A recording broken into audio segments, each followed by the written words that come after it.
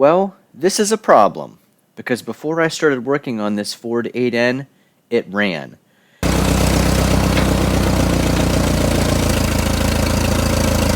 And after what was supposed to be a pretty routine tune-up and videoing it for a video, now it won't start at all. So somewhere between a running tractor and this, something went wrong. And there's a pretty good chance I caused it. Now we have to figure out what. Things aren't always as easy as they look on TV or YouTube. This is one of those videos. We started out with a simple tune-up on the Ford 8N tractor. It took a couple weeks to get nailed down exactly what the issue was, why our tune-up didn't work. This video is all about that. This Ford 8N has been in our family since it was new, and more than 70 years later, it's still a tractor we actually use. And one of the reasons tractors like this are still around is because they're incredibly simple. No computers, no diagnostic codes, no electronic control modules telling you what's wrong. Fuel, compression, and spark. Pretty basic. Of course, simple doesn't necessarily mean you can't mess something up. And originally, this video wasn't supposed to be about troubleshooting anything. It was just going to be about how to give the 8N a tune-up. And this is important. Here's the tractor before we started. It starts, it runs. We're beginning this project with a known running tractor. Keep that in mind, because we're about to change that. The goal here was just some routine maintenance on an ignition system that hasn't changed much in generations. We're replacing some of the normal tune-up components and checking the things that eventually wear or move out of adjustment. Nothing here should be particularly dramatic. The ignition system on an 8N is mechanically simple, but there are quite a few little places where something can go wrong. Small connections, small clearances, small parts, and if one of those isn't right, you're probably not going very far. This is where I would have spent a lot more time in a traditional how-to video, but the important part here for our story is that we replaced the tune-up components. We checked the adjustments, and we put everything back together. At this point, I wasn't expecting any problems. We weren't repairing a tractor that wouldn't run. We were simply tuning up one that already did. So the tricky part may be seeing if I can feed this in fully assembled. We might have to take the coil off the top just to get it installed. We finished everything up, double-checked the obvious stuff, and now came the easy part. At least it was supposed to be the easy part.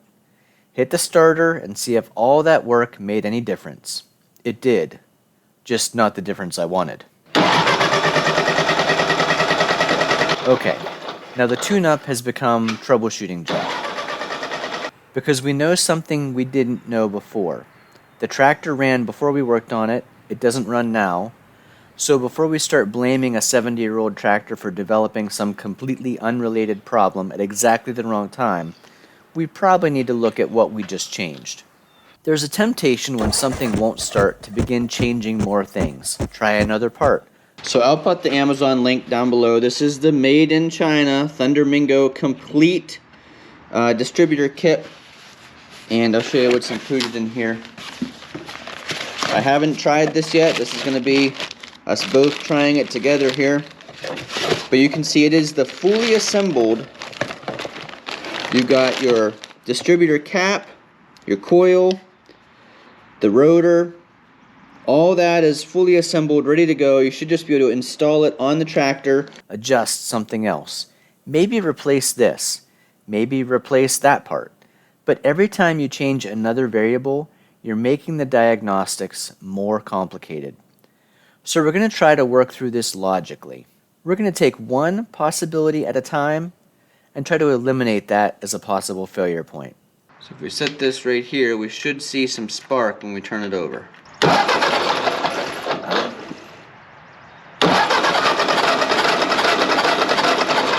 I'm not seeing any spark.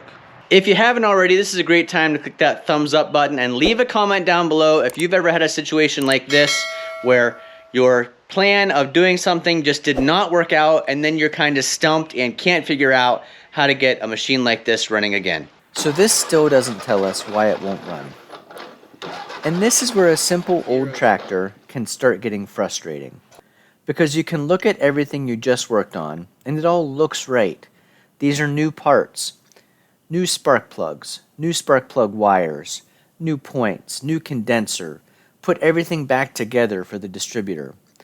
We've checked the obvious things, but something clearly isn't right. At this point, I'm becoming less interested in what's wrong with the Ford 8N and more interested in what I did to the Ford 8N. Because the timeline is pretty hard to ignore. It ran, I worked on it, now it doesn't run. I've gone back to work on this several times. You can see my clothes are different because I worked on this several days in a row. But whatever I did made it not run. And that's a clue. So we're going back through that work I did. Connections, adjustments, the parts we changed, anything we disturbed along the way. The fuel line, are we getting enough fuel? Are we flooding the system? Did we make a wire loose up by the ignition somehow? Did we bump something that made this not start? Maybe the new spark plug wires aren't connected to the boot the right way, so we're going to put one of the old ones in, just to see if that fixes the issue. We're going to see if we're getting any spark at all by pulling the plug out and setting it on top, touching metal, so we can see if there's any spark.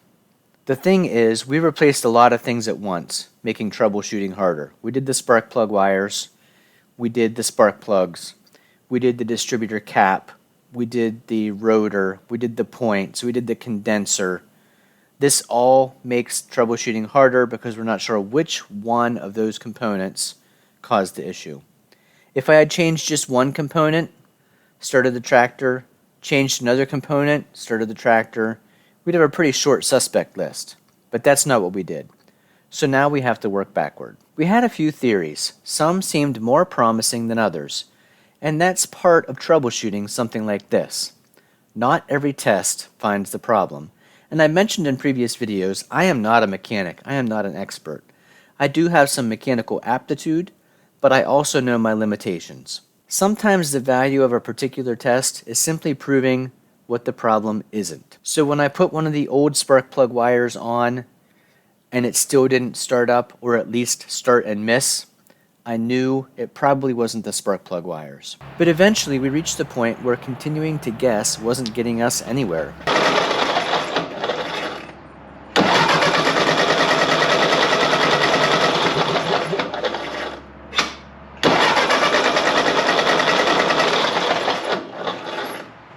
Nothing. And that's when it's helpful to know or reach out to somebody who has spent a lot more time working on these old tractors than I have. So we brought in another set of eyes, someone who knows a lot more about these machines. And instead of randomly changing another part, we started going back through the ignition system again. This is one of the things that experience gives you. It's usually not some secret trick, it's knowing what to check, what that result tells you, and where to look next. And eventually we started closing in on it. He discovered the problem, a couple little tests, and he had it figured out. Probably took him less than 30 minutes to determine what we had tried to troubleshoot for hours and hours. And now the whole story makes sense. Why the tractor ran before the tune-up, why it wouldn't run afterwards, and why some of the things we'd checked along the way were sending us in the wrong direction. The tractor hadn't suddenly developed some major mechanical problem.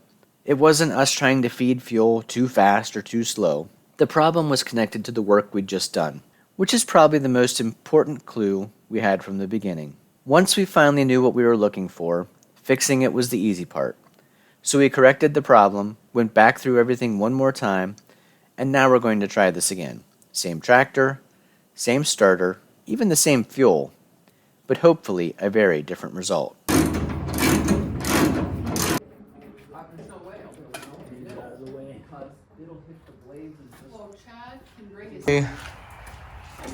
Test run.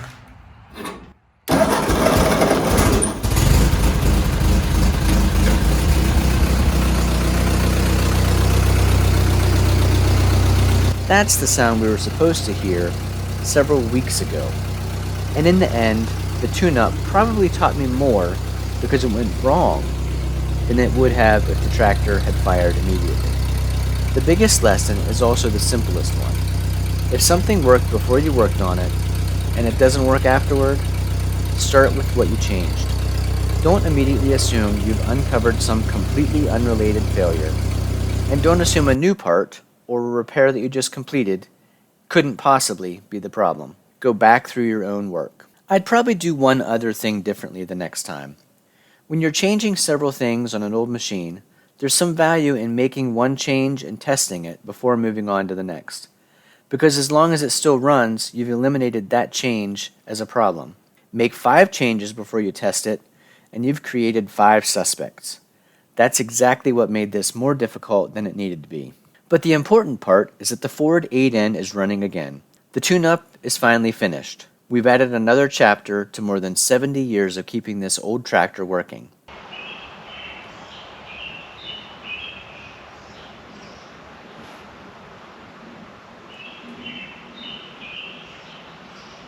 So we were still waiting on the original rotor and distributor cap to come back from the mechanic who was checking it all over for us. And we actually just ended up using this one that I had bought off of Amazon. I'll put the link down below.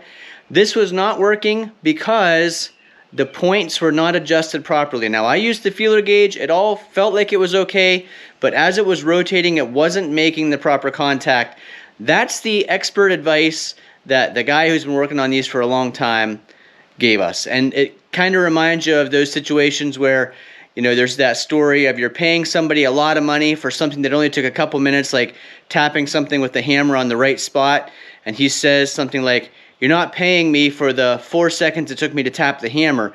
You're paying me for the 20 years it took to learn exactly where to tap that hammer." But I know I'm not the only person who's done this. You start working on something that runs, and somehow you end up with something that doesn't.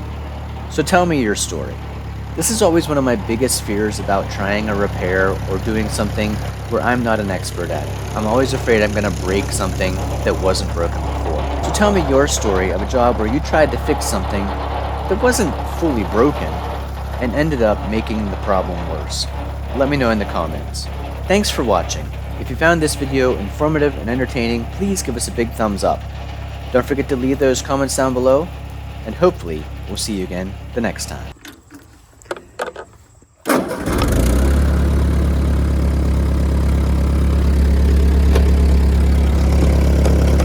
If you'd be interested in a long video showing the step-by-step process of the tune-up, what went wrong, and how we fixed it, leave a comment down below.